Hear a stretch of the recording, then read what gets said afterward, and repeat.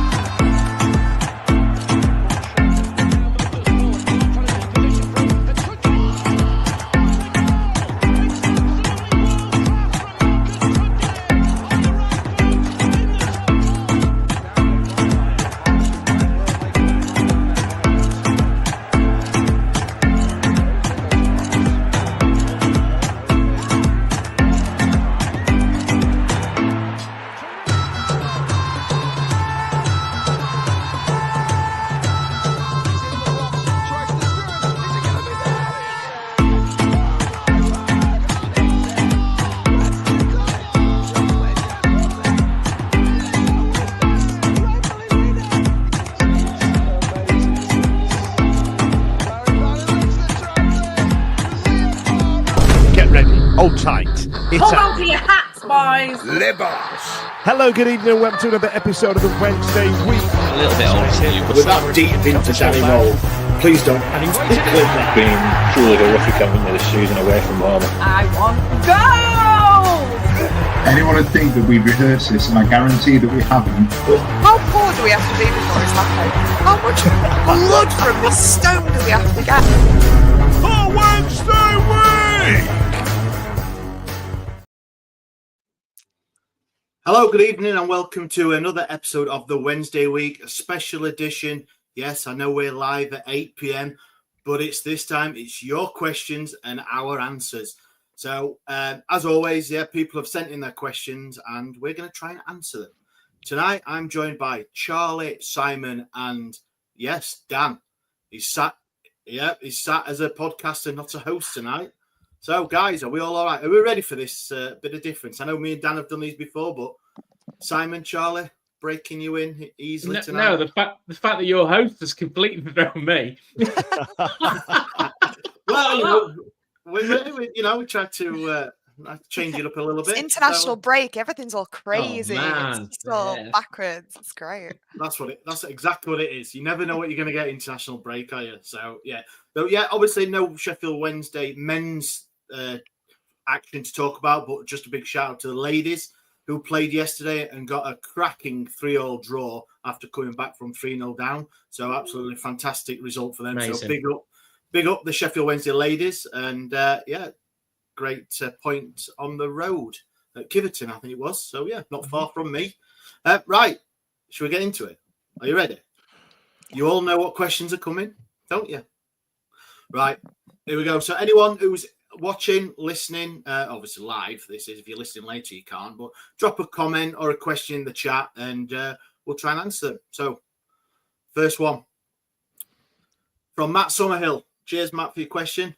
With news that ex-Owl Leroy Lita has been playing knock-a-door run after training at Barwell, who, other than Pato, is likely to knock on my door and run away after training? Look, any questions, it's free for all. So, Charlie, I'm going to go with ladies first because we're all inclusive on here. So, It's got to be somebody who's a bit cheeky. I feel like maybe Paul, maybe Valentin, because he's quick as well. So I feel like there's no point, because we say Pato would do it for the bants, but has he got the speed to get away? Not being harsh, I'm just saying. I love Pato, but I feel like Valentin, he's literally just knock and then he'd have sprinted away. I think he's got the right attitude for it as well. I think he's a bit cheeky. So Pato for Charlie. Simon? Is this the current team, Ash, or can this be anybody of the sort of Wednesday history? Do both. Yeah, go on then. Yeah, it's up to you, Simon. Well, I've got two, but neither of them no longer play for Wednesday. So my first one would be Paul Warhurst, because by the time you've actually got off the sofa, he'd be 5 doors down, wouldn't he? Because he was that quick. And the other one would be Ross Wallace, because he would definitely be a knock-a-door run. And he'd be stood there with a note. He'd be stood there from that note from Huddersfield. So when you open the door again, because I was desperate to know what was on that bloody note. So he'd be stood there going, here you go, have a look at that. And because you're only wee, isn't he? So he'd be like, hello, Simon. Oh, he's not Irish, he's Scottish. He's not Irish, he's Scottish. Oh, to be sure. Well, he's like a leprechaun, isn't he? He was so small, he could have been a leprechaun. So apologies to all our Irish and Scottish and Welsh. And our short listeners. Anybody offended all of them. It's not even spoke a word yet, and we're already apologising. And we're 5 minutes in. Daniel, getting before Dan, to be honest. Daniel, son, go on then. This one's a good question. I devoted too much thought to it than what was necessary, if I'm honest. And that's what I love about these Q&As. It depends what kind of route you go down in terms of, you know, how you're going to approach the question. And the one that I had was Dominic Iorfa, right? Because one, he is the fastest man in Yorkshire. Jot that down, right? And then the second one was, even if they caught him, he's massive. It's like, hey, did you knock on my door? And he'd turn around and go, yeah, and they'd be like, you know, just checking, pal. Like, you know, just you all right? The problem with Iorfa, he'd knock on 3 doors and he'd be out for 6 weeks. Where? I was going to say the same. Or Alman Abdi, not he break his hand while knocking on the door. It'd just be this crumpled mess on your drive. He'd be one of them that tell you he's meeting you on the park at 6 o'clock to play knock a door run and then just not turn up. I reckon that'd be right. Yeah, I reckon that's what he'd do. We've had some comments, Ash. People have been suggesting their knocker doors. We've got Sharman's been on. He says Joshy would be stood by nearby gobbing on the floor. And then someone agreed with knock a door Dom, which I quite enjoyed. And then Windass again gets a mention in Windass would do it and just stand there refusing to run, which I feel is bit of a dig in that one, bit of barb in that one, but hell of a start, Ash. What about you? Mate, what for mine? I didn't even think of me. I thought I was asking questions. I thought I was going to get away with it. I'd go in this current squad. No, I tell you what, I'd go Bambo from the last season. I'd go Bambo. Yeah. You'd think it were like a bounty, you know, can't take it away thing, and be stood there going, yes, sir, no, sir. Yeah, I've got a TV license, I promise. I've got. Matt, thank you very much for that question. Right, I tell you what, let's we've had a little. Well, let's have a serious one. Let's get all the serious ones out of the way. So we've had one from Bernadette on Facebook. So now that DC's paid the tax bill, do you feel we would have to stick to the loan market in January? Now that he's spent all his pennies from the back of his sofa. Simon, go on. What's your thoughts on this coming up transfer January? I didn't expect anything else other than him going into the loan market, to be honest. I think in this league, signing players, especially when you're not quite sure where your next HMRC payment's going to come from, signing anybody for a large amount of money is quite a task for anybody, not just us. So I always thought we were going to go for the loan market anyway. I think we all sort of looked at Danny and expected some players to come from the German market, some little nuggets, you know, that come from the German market. And we didn't sign anybody from there. So maybe that's still in the pipeline. Who knows? But I think we'll be going for loans. I don't think we'll be signing anybody on a permanent. I think it'll be loan all the way. Yeah, I think he did quite well last season with the 3 that he brought in. I know Poveda was a bit injured, but when he came in, and he did actually play pretty well. Dan, what do you think? Have we got any cash to splash? I'm going to use a phrase now that's one of those phrases that's ingrained into British language, that when you realise the etymology is pretty minging. You know, up there with the vinegar strokes and touch the sides. I'm going to go with shot his bolt. I feel like we shot our bolt a bit in terms of how much money we can spend. You're saying Chansiri has shot his bolt. Yeah. Clip that. I feel like the money we've spent on Ugbo and the money we've spent on Bernard's contract and Windass's contract and all the big ones that we got over the line during the summer has massively depleted the funds somewhat. I'm not going to look too much into the embargo thing, pretty much because I think Chansiri is playing a bit of a game here, because it makes no iota of difference whether it gets paid now or it got paid 2 weeks ago or in the last week of Jan. I just don't think it really matters. And he's gone, when's the actual deadline? He's gone, hey, to the accountant, when's the actual fucking deadline here? And he's gone, nah, you don't need it till the end of December. I'll pay it when some money comes in. You know what I mean? It's as simple as that. I don't think it's a mega ask. Do you know what I mean? What was the question? I forgot what I was talking about. But yeah, so in order to, it's weird being on this side. I have to think about things. In order to answer your question, Ash, I feel like there's an element of, I feel like in terms of raw transfer money cash, I don't think there's much of that left. And I feel like the loan solution is the way to go. There it is. That's what I got there in the end. Right, you got there then. Over to you, Charlie. What's your thoughts on the upcoming January and the money situation? Well, obviously we've got our new carmats.com money coming in, our big fat stacks. Hey, listen, Chaz, I will take no feedback on the fact that we paid the tax bill and we announced a new sponsor in the same couple of days. I feel like they're kinship. That's fine. And I think that's great. It's exactly what it says on the tin. I feel like historically we do quite well when we don't spend as much money on players. I don't know.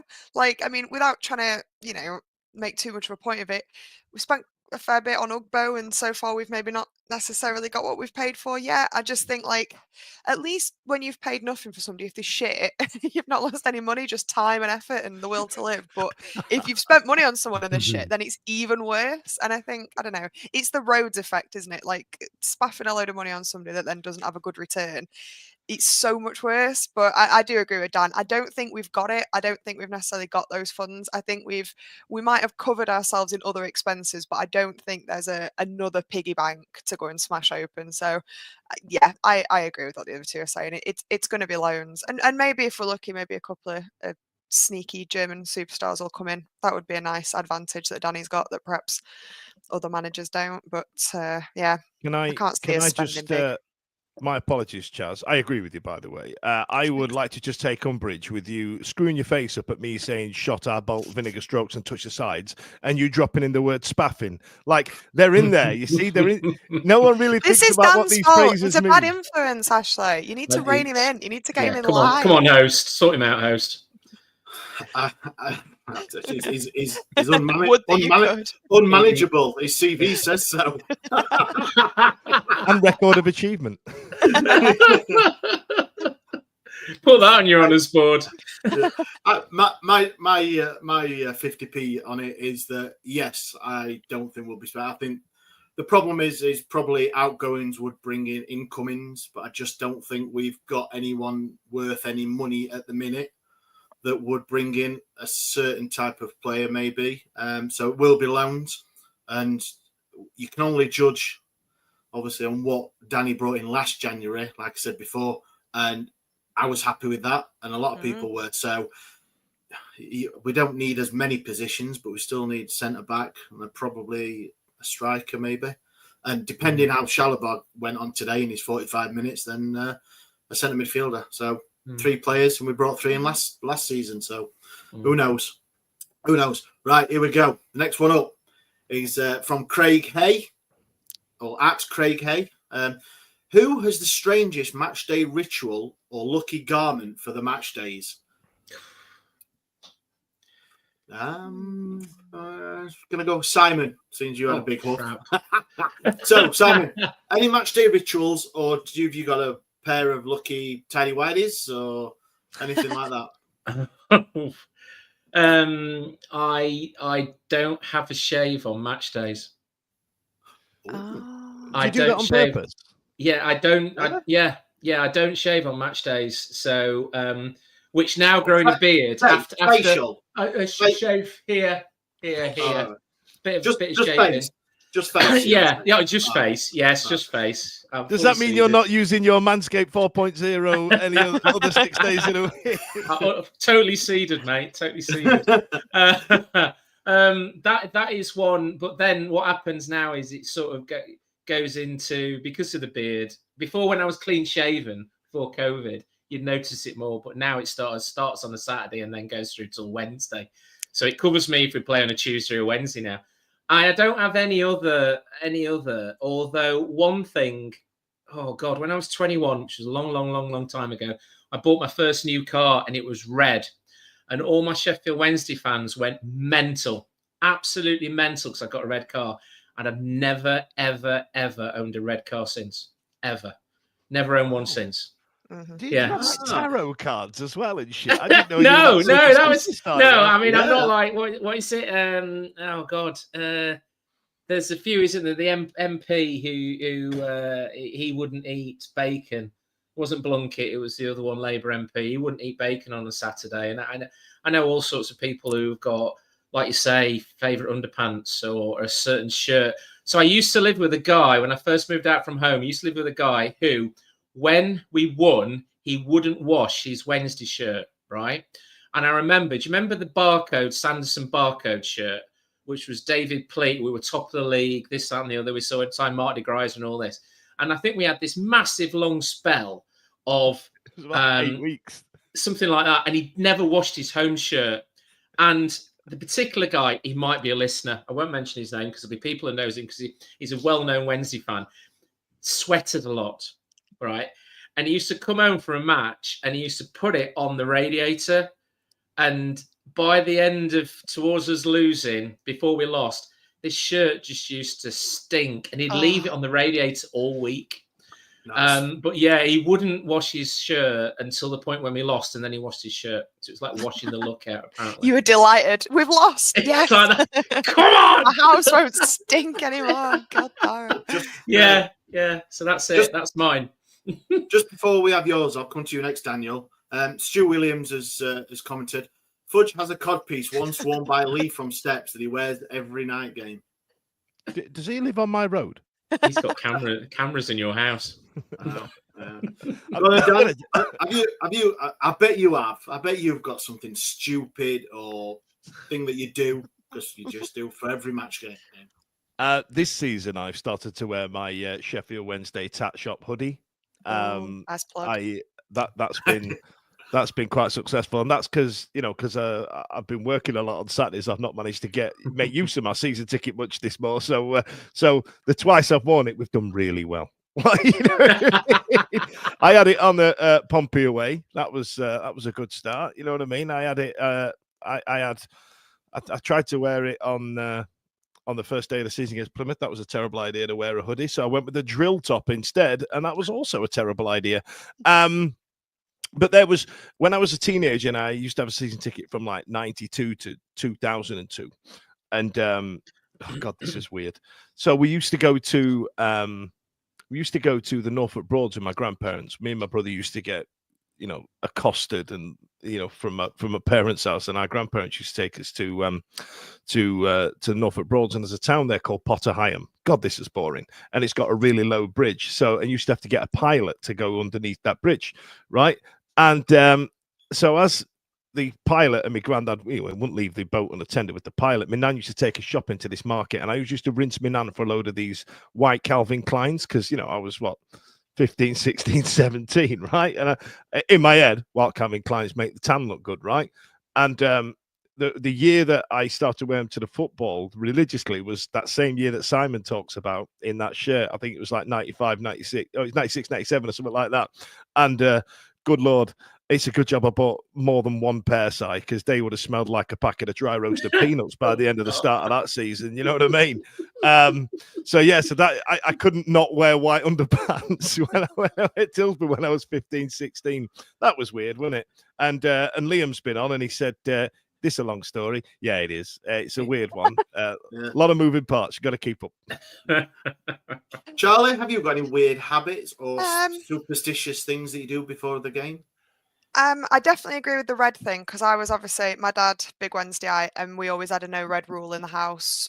When we bought our first car, me and my husband, I said just not a red car, and he was like, "No, what kind of car are we buying?" I was like, "It does, as long as it's not red, it can't be red." That was the rule. All my colleagues at work now don't give me a red mug because I'll not drink out of it.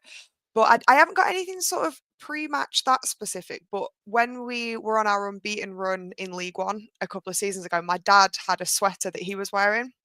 and we'd not lost while he'd been wearing that, but he was on stage. It was play week, and he was like, shit, I'm not going to be able to wear it, and we're playing. So he brought it round to my house, passed it through the window, drove off, and I had to wear it while I watched the game. And we either drew or won, because it was still part of the unbeaten streak. That's real. You see, that must have worked, because had he not worn it and I not worn it, we would have lost our unbeaten streak earlier. It hasn't got Homer Simpson on it, has it, Charlie? It hasn't, no, but it was really warm, too warm to wear in the house. But because I was like, it was an away game, like I was watching a stream, so I was like sweating in the house. Joe's like, you're mental. No, I'm not. I have to do this. This is the only way that we're going to win. But also, I'd like to point out that I'm a lucky talisman at Hillsborough, because every game I've been to so far, we've either won or drawn. So just saying. To be fair, Charles, you've had more use out of my season ticket than I have. And we seem to do all right when you go. Yeah, you're doing really well. There's been some absolute mega comments now, Ash. I put that one on by Holly again that said her and her dad had so many superstitions. Now, Holly has a set outfit that she wears to the games in that, like she has to wear a retro 90s tracksuit top and that bloody blue hat that's been through hell and high water that she wears. And they never got there on time either. Putting stuff in rubbish bins, that's just an absolute misnomer. That's bollocks. They never got there on time. They used to turn up like 10 minutes in, climb over the fence at the front, disrupt everybody around them. I know her bloody game. Dan, do you remember when she had the trifle? The trifle one, was it last season? Yes. And she had to eat an entire trifle. And Yes. It worked. Sharman did make a comment that Holly's clearly not to be trifled with. I did wonder what that meant, and now I understand. Yeah, I forgot. Yeah, the trifle thing. Bloody hell. Craig Haywood's been on. Both me and Ellie only drink tea Saturday before we set out in our blue and white mugs, pre-pub, obviously. I like that one. That's a good one. I personally haven't got anything like that, and I've never done anything like that. No, not for no reason. I might start, but I don't know, Ash. That's why we're shit, Ash. Come on. I was going to say, Ash, to be fair, to you. Oh, yeah. You getting a pint on 38 minutes and missing a goal is normally par for the course, to be fair, bro. I think you've got a superstition without realising. I think. I'll take that. A half-time pint. Yeah. It's Ash's fault. Yeah. Cheers. Yeah, it is. Yeah. In 2000, you did something, Ash, that completely just basically shit the bed since. Right.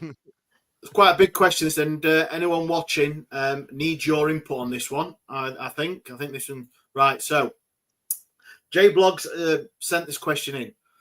What would the TWW all-time England team be? As seen as its international break, what non-English delicacy, should be on offer in the Sheffield Wednesday food halls? Calling them food halls is probably bigging them up. I'll just set off the hot water. So, anyone watching in the comments, comment as many of your all-time England players in what would be in your England 11. Get the comments in while we discuss about food. So I think we've got the better deal here, guys. So on the concourse, in the South Stand, North Stand, or in the Cop, Daniel, what food would you like to be served? I know the obvious answer is any, because it's always run out. But what international food would you like to see? I'm a big. If Simon from North Yorkshire Isles is watching this as well, he'll agree. It's got to be them bockwursts. It's got to be big German sausages where they give you the tiniest bread roll to eat them with, because it's essentially the bread roll is just there as a handle for your sausage. Do you know what I mean? And yeah, it's got to be a big German, big old bloody grill, big old German sausage. Do you get them outside or somewhere? We don't really have any chuck wagons out there, do they? And it's always burgers and onions and all the rest of it. But yeah, I'd definitely a big German sausage. Clip that. Charlie, I like them big German sausage. Hello. Them big samosas. Don't clip that.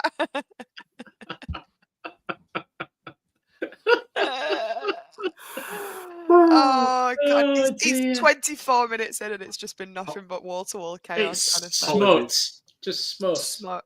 Samosas, because they're like pies, right? And the great thing about a pie at the match is it stays warm. pretty much till like the full-time whistle. In fact, it says too warm and you can't eat it. But the whole point of it is actually just to hold. And I think you could hold a nice little samosa on the cot when you're freezing, and you can nibble a bit of it, but that's not the point of it. It's like a big, massive hand warmer. And then by the time you've got home, it's cool enough to eat. So it's like a fun little post-game snack. So I think, and you can have loads of fillings, vegetarian, vegan, maybe, I don't know, gluten-free, I don't know. But yeah, and I would like an investment of £500,000 in my new samosa business. Please invest. Thank you very much for your time. And it's the vegetarian options is the reason why I'm out. Damn it. I knew I Is should that have Ross? played up Is that more Ross? time market. Is that Ross Wallace? No, Oh, honestly, my door again. Is he? He's at He's my done well door for again. himself, hasn't he? listen, the Danford Scottish accent is very good for many people. Just name a Scottish person, I can do it. You know what I mean? So, for example, the guy from Dragon's Den, and it's for that reason I'm out. And then you've got Jim White. And the man's just said to me outside in his text in, I can't believe this is happening, Simon. Get involved with your text. And then Simon just says, well, wibble, wobble, wibble, wobble, wobble, wobble. It's all about the money, wobble, wobble. And then I know it's crackers. And then it cuts to the news. And then he goes, Simon Jordan, it's Crystal Palace. You can't make your own news, TalkSport. What are you doing? What are we doing? What are we talking about? Simon, food. Food. From anywhere in the world, would you like to see on the concourse at Hillsborough? Well, obviously, I'm up in the grandstand, so you all accuse me of prawn sandwiches. So what I would really like is a really, really nice buffet. Cheese and biscuits for just set out. Just a nice buffet, so we can have samosas and pineapples, cheese on a stick, and some mini hot dogs, mini bratwurst. Like we have at Christmas. I love Christmas. All the different Iceland do all the stuff. The mini burgers and all that, and you can just walk along with your plate, choosing what you want, and then have a glass of wine at the end, and then maybe walk up and sit in the stand and enjoy the second half of your buffet. Yeah, in your padded seat. Obviously, no sausage rolls because they can get in the bin. All right, they can get in the bin. I'm taking umbrage with this, mate. I'm taking umbrage with it because two things happen here, right? British people around buffets cannot be trusted, right? And let me tell you for why. Because there are two things that happen now. You see a lot of pubs doing them. Holly mentioned it just in the comments there. A beige buffet, yeah. A beige buffet is essentially a finger buffet. You put it on the table, or you put it on the buffet table. You pick up what you want, and then you just eat it, right? It's a finger buffet. That's what it's for. But you've got to have the middle-aged white women going, have you got any small plates? Can we have some small plates? It's on fucking plates. What you talking about?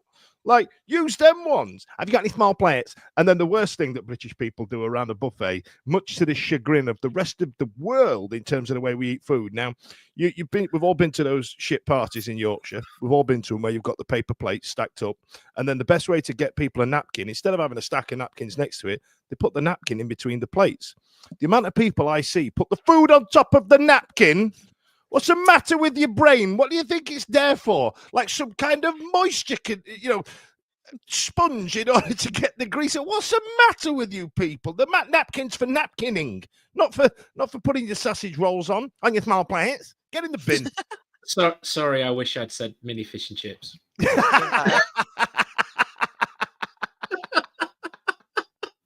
Never will I mention buffet again. Buffets, British people, and have you got any small plates? And some ketchup. You got some ketchup? Got some ketchup? Yeah, have ketchup. Stu, who knew buffets would trigger Dan? Someone call his carer. I'm busy. I'm hosting. Is it next room? I'm gonna go. I like Mexican food, so I'm gonna go some sort of like burrito and nachos and tacos, that sort of thing. I think that'd go down well. Down my front, it'd go down well. with your map of Africa. Africa, yeah. I'm going that. I like a bit of spice as well. And I tell you what, actually, you're playing with fire there, though, aren't you? Like, imagine on an away day with 6 pints in, you're smashing a burrito and hot sauce. That's like Krakatoa rated to erupt, that, isn't it? Bloody hell! I can feel my belly rumbling listening about it. I've seen some of the away day toilets as well, mate. Bloody hell! Yeah, actually, when do we get on England? When do we get on England? By the way, did we get England? Yeah, sorry. Yeah, well, I think a lot of people have just got rid of the England question. I did put some up. There was obviously Waddle. Sharman has gone Wednesday. Woods, Anderson, Hurst, Des. Excuse me. Chrissy Farf. We had Shearer from Craig. That's a good shout, actually. Des Walker. And that's about it, really. And obviously, Stu Williams gone Waddle, obviously.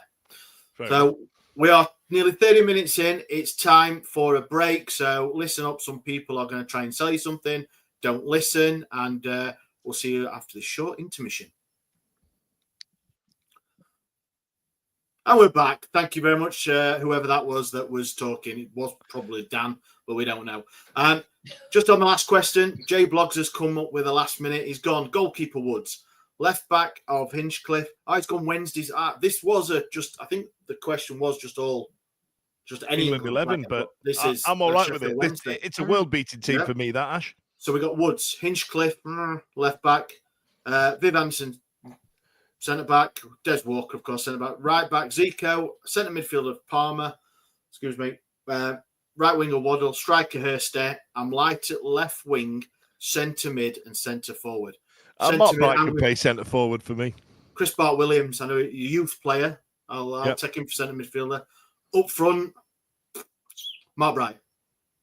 Yeah, let's chuck Mark Brighton. Paul Williams. Yeah. Austin. Paul Williams. Yeah. Austin's in. Warhurst played a game for England, didn't he? I'm sure Warhurst played a game for England. B team. B team. I think so. Yeah. But Andy Sinton can play left wing. Chuck Andy Sinton. Oh yeah. No. Chuck him where? In the dot. Yeah. That's when it all went wrong. Andy Sinton. Right. Here we go. Back to the let's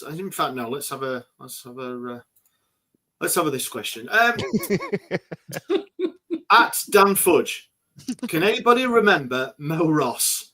It's very topical, this, Dan. I'm sure you tweeted about this day. So anyway, Maurice Ross, one appearance for Sheffield Wednesday in 2005, was it?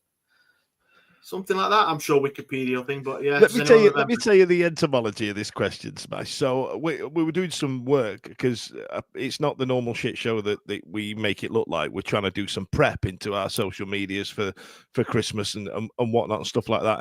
And it made me look at various squad numbers that some players had, and one of the numbers was Mo Ross. I went, who the fuck is Mo Ross? I have literally got no recollection. And I was there when Nigel Clough played his one game for us when we got battered by Derby County, right? So I know that there's been some one appearance wonders, but Mo Ross, absolutely can't remember anything about him. No. We've got Holly reckons an ex-husband, and it was the next big thing. So, Maurice Ross was meant to be the next big thing. I bet he was on the future husband list for about 5 minutes, wasn't he? Yeah. So bad. That's one. He never really played for us. It's the Mandela effect.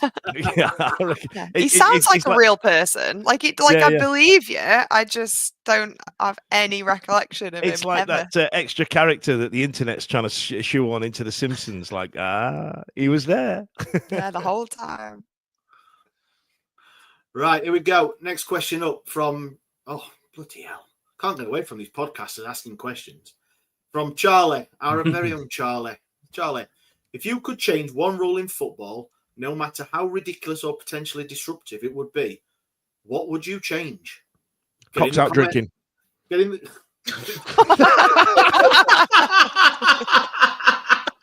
Sorry, I thought you meant stag do rules. Sorry. Have you got a camera in my? Have you got a camera in my bar, Dan? Sorry about that. Sorry, Charlie. That way.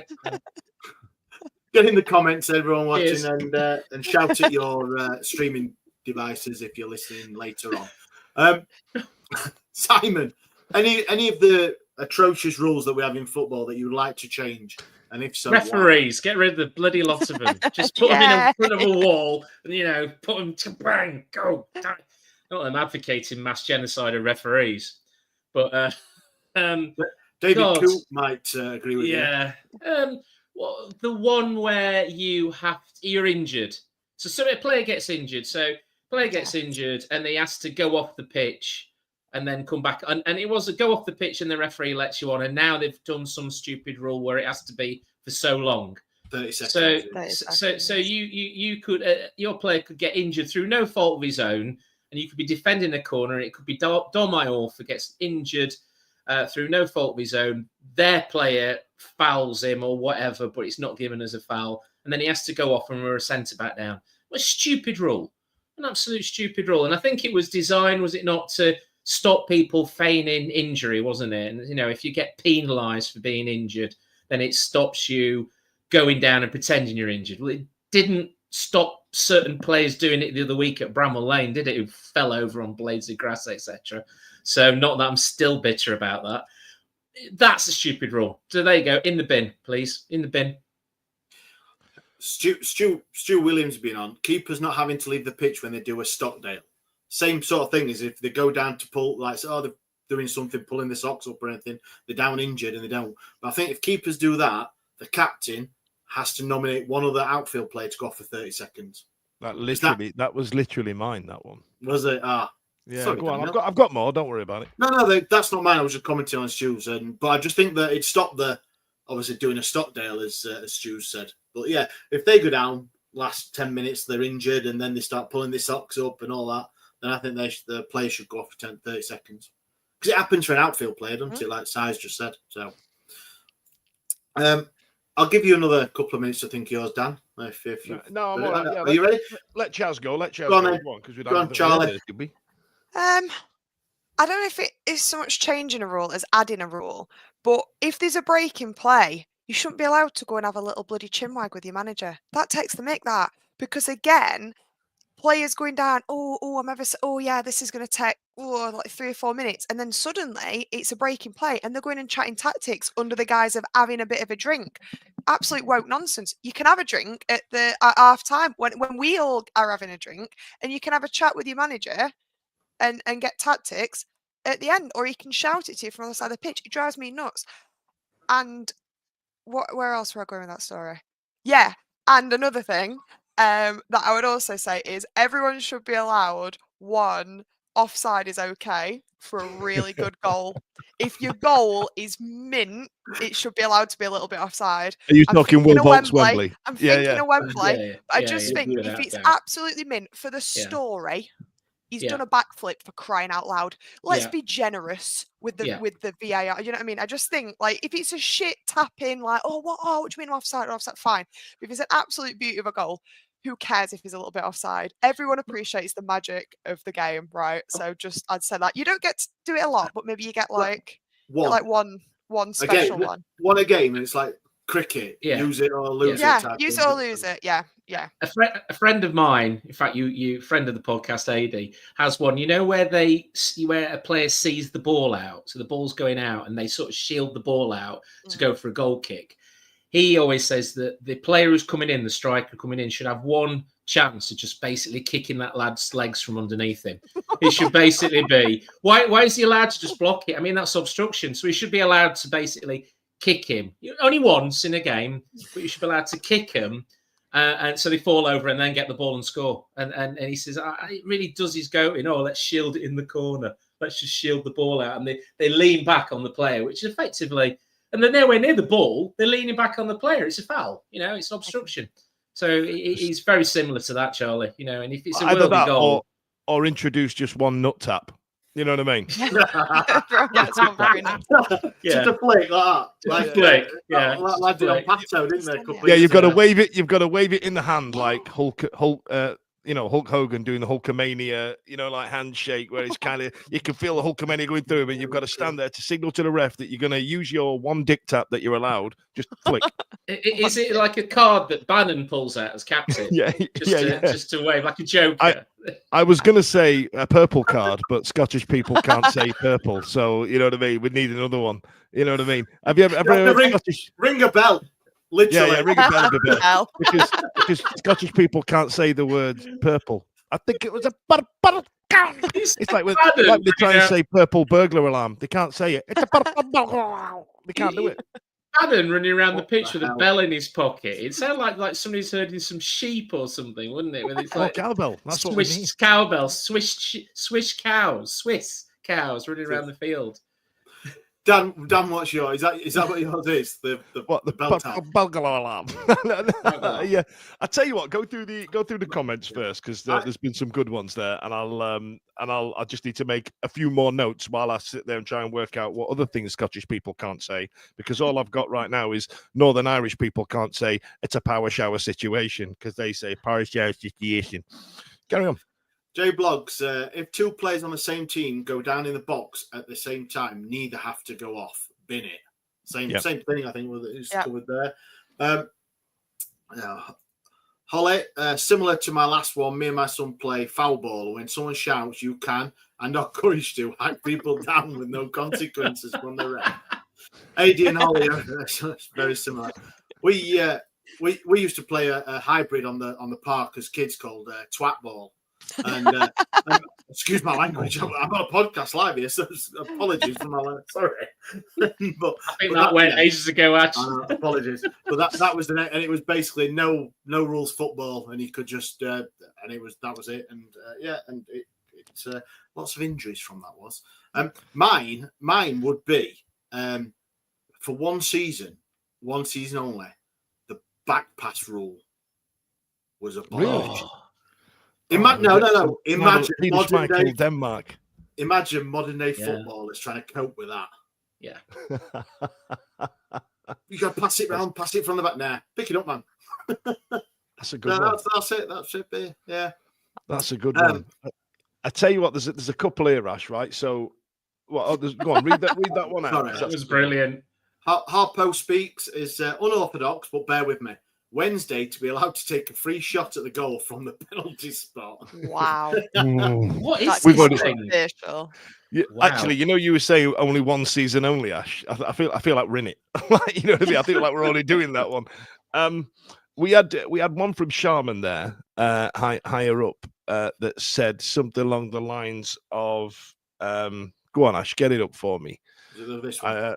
Opposition reviews. I feel like you've got opposition review in cricket, and then you've also got the red flag in NFL, where you can challenge a decision, because I feel like there should be more thought about certain decisions. And I feel like if we're going to bin VAR, because I could get into an entire speech about that. I feel like an appeal is what we need. And if we don't have VAR in the Championship, why don't we have an opportunity that the Premier League big boys do? I find it incredible that we can play a League Cup game against Chelsea, for example, and have a goal chalked off for VAR when we've never played it. We don't know what the bloody hell's happening. What are you talking about? The ref said, the lino said no, so give me a goal. I've also written multi-ball. And I think Holly's already suggested that one as well. She said siren goes off, and for the next 5 minutes, there's 10 footballs on the pitch. Multi-ball is what she said. The handball rule. The wave machine at Ponds Forge is what I'm imagining. Hang on, let me just make a note of that. Charlie goes to Ponds Forge. She's middle class. And then, do you know what? I've written that. I go to Centre Parks and they have the same one. So, Oh, hang on a minute. We're all middle class here, kids. Class wars. But there's one here that I feel like we should bring back, and I feel like it's a forgotten art, and this is the one that I'm building up to. USA MLS penalties. No. Now, there's going to be a generation of people listening to this. Chaz, I'm going to educate you on a thing here, because this is insane. So instead of taking a 12-yard penalty like you would in a normal football game, what they used to do is have a striker on the kickoff spot on the halfway line, and the goalie in the goal. They blow the whistle, and that was your penner.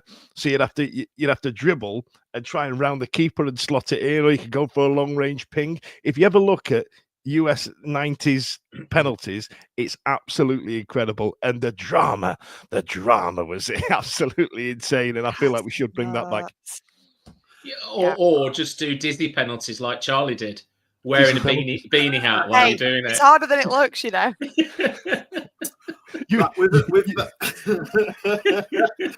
give him a beanie hat that hasn't been washed for 3 weeks. Yeah. Taking a penalty against an owl with a massive head and glaucoma. Gold garden fall. I mean, we're talking about penalties. What are these things? 2 more games. Penalty now. 2 more games, and we beat the record. 2 more games. Oh, that's depressing, Simon. Cheers for that. Sorry about that. We've had a question in the chat, so here we go. Jeff, Midweek Owl. Question, please. Does anyone actually enjoy the music that we come out to in the second half? Young and old around us, all moan about it. Now, this is a cracking question, I have to say. Great Can question. somebody remind me of the music? Is it that really heavy rock one? But I can't think what it is. Oh, I should have got it up, shouldn't I, before? Someone will know. Someone will know it, Yeah, Someone will cool know. like Holly will know. Yeah, Holly will know. She's cool. I've got it in I the head, don't but know. I'm not going to thing it. But no, I don't Can like you it. give me a hum? Can you give me a hum of it, Ash? It You sounds can do just that on like- Google That's free now. from Desire, that, isn't it? We don't come out to that. I thought it was I wish Bring we Me the did. Horizon. Well, here we I thought are, it was look. Bring Me the Horizon. Thing with the yeah. horizon. It is. Right. Okay. Yeah. Yep. I got you. Yeah. I got No, you. I hate it. I hate it. It's rubbish. And why don't we come out to Hey Jude anymore? I used to like that in the second half. Just I don't something that know, you yeah. chant to. It's like you've had IO Silverline, and it should be something that's Yeah. got like a bit of a chant to it, rather than just been Mm. like, this music is a band from sort of the local area. So what? That's not relevant. That's a shit answer. There's loads of shit music from around the local area. It's not a good enough reason. It should be a I like- Wednesday song. I liked the people from 20 years ago, like the Contender series music. Did you ever watch the boxing reality show Contender? We have that music coming on. It's fantastic. I love it. It's great. Simon, do you like just in general the music? I know one season we went through just playing Wednesday band. I always really like, and I can't work out why we play it, but I do like Waterfront by Simple Minds when we come out in the first half. And when it goes down and it sort of echoes around the stand, and that feels homely for me. It takes me back to when we were good. And I do like that. But the Bring Me Horizon one's an odd one. It is an odd one. Why don't we use Benny like Hill Archie? cheat scene would Benny teach Hill us. theme No, tune, that's so what we ought to funny. go into. That's what when we finish, go into that one. I don't know. Yeah, it used to be Blitzkrieg Bop. I remember when we came out to that, and that is a hi ho, let's go. It's quite an upbeat one, but this one that they play at the moment, you know what? I've got bigger things to worry about. Like, are we going to turn over this 4-0 deficit, or why is there no buffet? It's Where's my buffet? Where's my buffet? Yeah. I'm gonna take this moment to get something off my chest. I'm going to take this opportunity. I'm going to go full Danford buffet in a minute. I am, and this is, and I've said things on this podcast in the last couple of weeks that's going to get me cancelled and stuff anyway, but the band. I know it's been going on for years and years and years, but one thing that absolute boils my piss. Why do they start drumming when we're taking a free kick? Why? It's not like putting pressure on the guys, is it, or anything like that? What is it? Is it building atmosphere for the free kick? Why? Anyway, that's it. That's Go what on, Dan. I can see a buffet part 2 coming out here. I tell you what, Ash has got a specific issue with the band, and it's the one where we're 1-0 down, or it's a team that we should be beating, and we're drawing, and we're 0-0, and it's boring, and they do this like this exasperated smashing against the drums that I absolutely bloody hate. I'm the same, because I feel like it builds pressure on the players, because I'd be like, can you fuck off? Like, you know what I mean? Like, we're trying to play slow build football here, and they just want to get it in bloody mix it, and that's what it comes across as. Now, in the 90s, I feel, and the early 2000s, and all the time before, there was an opportunity for a band. I feel like, and I was quite proud of having one. I kind of liked it. It had an atmosphere. But since the team's fortunes have changed, and Danny referenced it last week in order to bring some current news into this show, it got me thinking that, is chanting a thing of the past? Are we a bit too socially aware now to really chant? Is it more of an away day thing? The amount of times we go to grounds and we go, is this a library? And people could come to us and say exactly the same. Do you chant, Chaz? You're a millennial. Yes, I do, and I like I like gobbing off, you know me. I'm a gobshite. I like to shout. But when I remember coming to the match as a kid, I felt like it was one chant rolling into the other, and it was great. But one thing I will say, because someone put something similar on Twitter about kind of defending this, isn't it shit, our atmosphere? I think two things on that. The first is, if the football's dire, you can't blame people for being a bit like, oh. Like, I get it, but at the same time, like, you get what you pay for, it's a vicious you get circle, what isn't you do. It is. If I did a shit job, my manager's not going to come and go, woo, you can do it. Like, she's going to be like, what you playing at? So, but the second thing is, I defend people's rights to watch football in any way they want. Away crowd is different for the most part. I'm not trying to be ageist here or anything like that, Simon, so don't worry. I just, for the most part, sneak that one in there. You haven't been to an away game. I've never been to an away game, so I can't say it. I can't say it. But like, it's generally like, you know, it's more of an event. It's like you're going away, you're going somewhere. Yes. I'm not saying it's always a younger crowd, but what I would say is at home, you are well within your rights to come and watch the match. You don't have to be expected to be screaming and cheering the entire time. That's fine, and I get that in an ideal world, yes, the atmosphere would be amazing, but the atmosphere can be amazing when it's a big game. But not every game is a playoff semi. Do you know what I mean? It can't be like that. And I just think people, this pressure on like a bunch of like 70-year-olds or 80-year-olds that have been coming for yonks to have to be screaming every song. Let them sit there with their little, you know, the samosa and just watch the football, for God's sake. You've absolutely nailed it there, Chaz, because England is the best example as well. Watching England at home at Wembley is bloody awful. However, I can, for me, you know, miserable middle-aged craggy old man in his 40s, it's awful.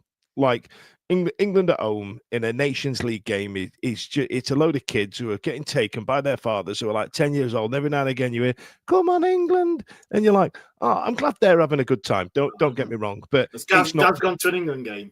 It's just not for me, right? But me and Ash, you know, we've been to the Euros before, and it's absolutely bloody horrible. It's great, you know what I mean? And that's what it is chanted, because it's an event. And I feel like you've touched upon it there, Chaz. I think I would go down to the fact of where we've gone since the Hillsborough disaster, and the fact that we've gone to all-seater stadiums. Because when I used to stand on the Kop, there was a group who would go into the middle of the Kop, stand in certain places and sing. And what I'm noticing now, just got tickets for Derby, and you guys went to Pompey, didn't you? These stands are now starting to get safe standing zones, you know, and Derby's the same; it's safe standing. And I've been lucky enough over the last 18 months. One of the times with you two guys was to go to Germany and watch German football. And you can sit anywhere you want in the stadium, and there are certain areas of the stadium where you can sit and you can eat your samosas and your prawn sandwiches and this, that, and the other. But there are other areas where you can go and it is pandemonium. There's flags. There's a guy at the front with a megaphone. It creates an atmosphere, and it doesn't necessarily have to be the best football. We've been to watch Hertha Berlin, who are floundering around in what is equivalent to the Champions League in the Bundesliga, and not the best performances, not the best football, but my God, the atmosphere. The atmosphere is just absolutely amazing. And we sat, last time we went, when Dan fell asleep, we were right next to that crowd of ultras. He'd been drinking all day, a lot, and then had his bratwurst as well. 7. Yeah. So the old man, was awake singing, and the young man was asleep at the side of him. A lot of people say some stuff. Don't know what's happening. But let's. Why don't we just go down the route of? And I know it might be a hard topic with Hillsborough, but let's have a safe standing area in that section in the Kop where it's the Owls, and then you will get the people who want to create that atmosphere diverging into that area and buying the season tickets in that area.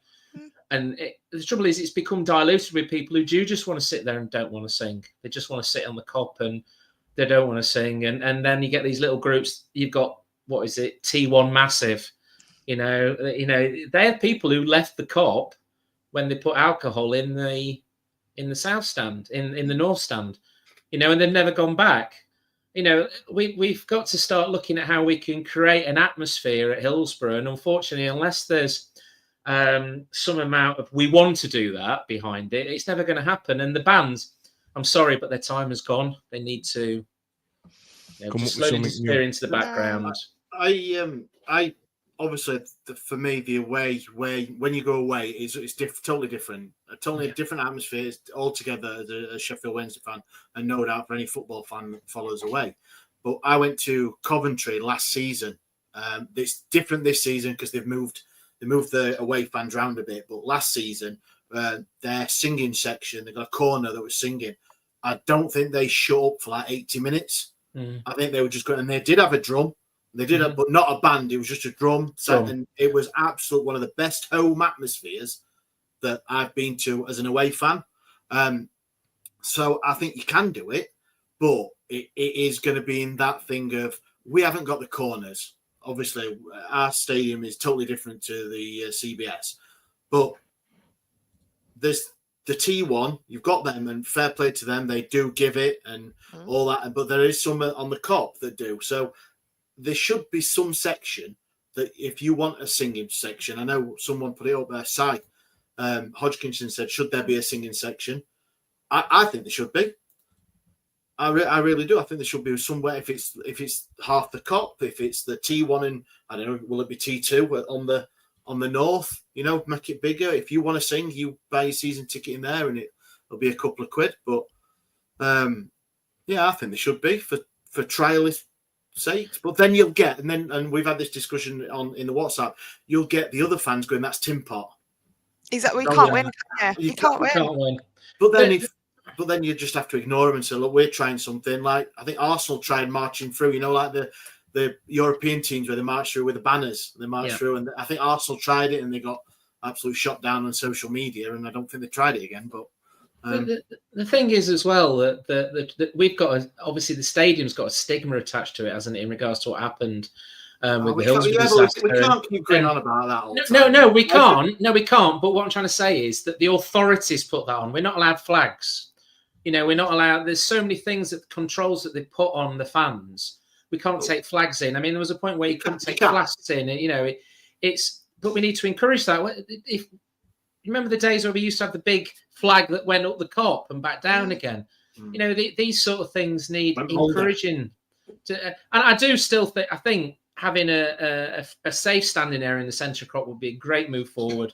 Loads of people would move, and they'd be the people who. Ethan and I would go in there. We'd go in there and enjoy it if it was safe standing. Absolutely love that because we go for the atmosphere. Yeah. At the moment where padded seats, Simon. You want to have padded seats? I don't care. I want to go for the atmosphere because there's no atmosphere anywhere else in the ground. So I may as well just sit somewhere where I've got a nice comfy seat and I can see I can see the entire game unfold in front of me. I'd rather pay for that at the moment, but just give me safe standing. I'll be there, man. Straight in the middle of it. Nice. Ian's put on, why can't we have flags? I think we can. I don't think that's a thing. I think that was quite a few years ago. You can't have you can't have the thing with the thing, can you? Can't you take them if they're like... you just can't have a stick. That's a stick. You can't take in because you might stick someone. You might send it flying at a ref like a javelin. Rip flag off and launch it someday. Smack somebody right head with it. What about this one? Stu said, as long as we don't do something like getting mauled by the Tigers. I mean, I didn't put that one in for you, Chaz, obviously, because yours is more of a scrappy do than a tiger. Scrappy do. Yeah.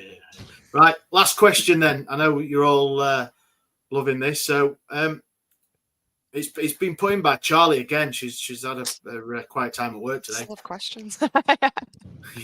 You have to build a mega player out of 3 current Wednesday players. Which 3 are you? And I quote, smushing together and why? So, what are the attributes? Just anything? You can just take... So, if you just want to pick 3 that you smush, but the idea being like, I'll have player A for his speed, player B for his feet, and... So we can pick our own criteria. Shithousing and you just smush them together, yeah. You're building a mega, like an Optimus Prime-esque. Current squad. That would be more better. Like Megazord. Megazord, yeah. That's what I meant. What did I say? Optimus Prime. Yeah. Right. Okay. Lost me on that one. So anyone in the comments, if you want to put your 3 players in for an ultimate smush players together. Since it's your question, Charlie, you must have thought about this. So I'll let the boys have a couple more minutes, and the floor is yours. All right. So For speed, I've gone for Dom Iorfa. So, I've gone his legs because I think most of his speed comes from the fact his legs are incredibly long, right? So you've got the legs of Dominic Iorfa. You've then got the torso of Pato, because I think if he was quicker, imagine that speed, but with that like barging, like kind of big shithouse energy. Yeah, that's what you want. And then I've gone for Josh Windasser's head, so he can score headers. Quick, muscle, head. Yeah, I think I have built the perfect player there. And he would look insane. Like he would look really mental as well, which would be intimidating to the opposition. So I think that's perfect. I think we might have I think this person has got, and I know why this person's put this, but I think he's gone in a totally different direction of, I think he wants to be smushed. It's Sai, and it's Deshaun Bernard and Sam Hutchinson. Okay. And we all know why, Simon. So, Simon, are you in the middle of that smushing? Yeah, you know what I mean? There's a Bernard Hutchinson sandwich going on there, isn't there? Yeah. There is, definitely. Go on, Simon. Your 3 current Sheffield Wednesday players that you would love to smush together for ultimate. I'd love to smush together. I would have Pol's pace rather than Dom's pace, because I think Pol would get less injured than Dom. So I would have Pol's pace. I would have Bannon's body, because he has that sort of ability to just fly up and down the pitch all the time. So you'd have to have some Bannon in there, wouldn't you? The engine, I think they refer to. Yeah, the engine. Nice. Yeah, absolutely. Even as a man in his mid to late 30s, it's that. And then head-wise, now that's a difficult one. Head-wise. I would go for Palmer. And I go for Palmer because he is 110% Sheffield Wednesday. So he'd run through walls for you. So he'd be really quick. He'd run up and down the pitch, and he'd just do it for 90 minutes and never ever stop. It'd be like that sort of like bionic man from my days. It'd be Steve Austin, and he's that's what I would have. Yeah. Cool, Danielson. Oh, that's a really good answer. So I've gone with Barry Bannon for his footballing brain. Mm-hmm. Yeah, that's clever, right? That's good. That's all right. That's and good. Now the rest of this smushery all just falls to shit now, because I've gone with Josh Windass, because last year he had boy band hair, and who didn't want that, right? He put his highlights in. You know what I mean? Bye. Brilliant. And then stupid, sexy Max Lowe, because he's absolutely beautiful. So jot that down. That's all I've got. That's all. I even wrote notes for that.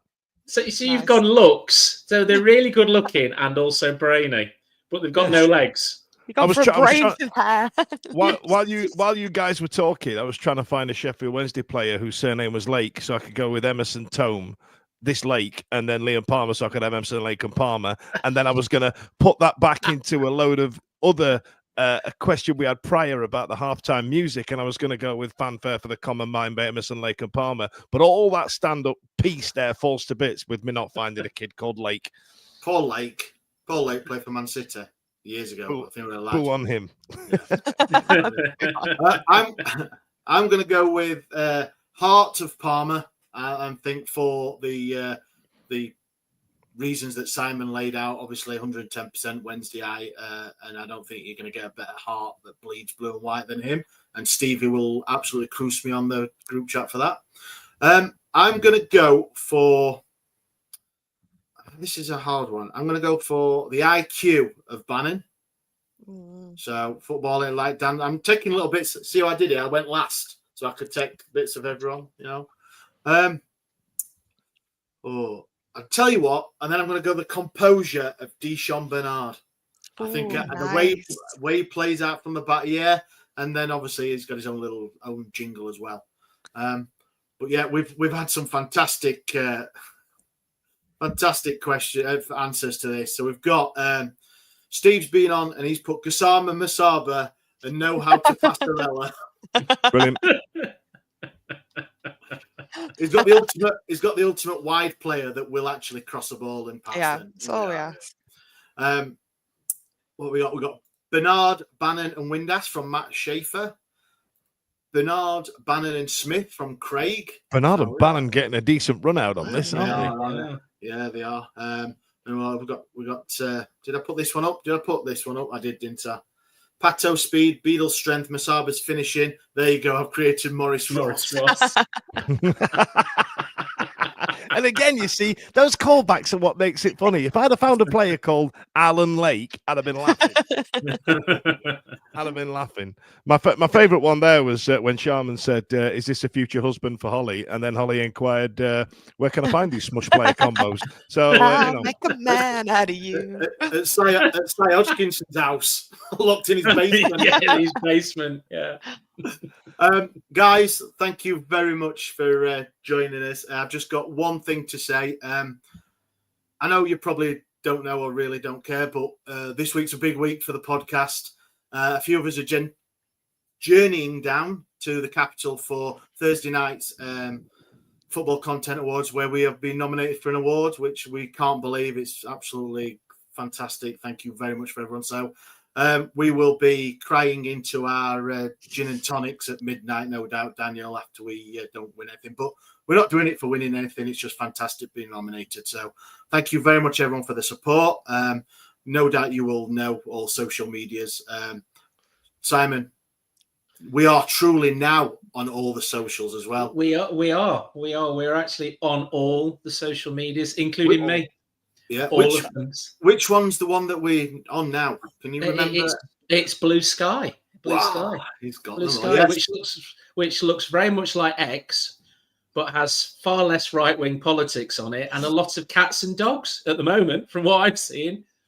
I've got no idea about it. Apparently, it's just. Hang on a minute. So we're talking more cats and dogs and less grumble flicks. Is that Absolutely. what we're talking? But then I joined, then it can all go beat tongue. Wow. So, thank you very much for tuning in and listening. This has been the Wednesday week question and answers special. It's fantastic. And we'll see you next week. Cheers, everyone. Every week, live from 8 p.m.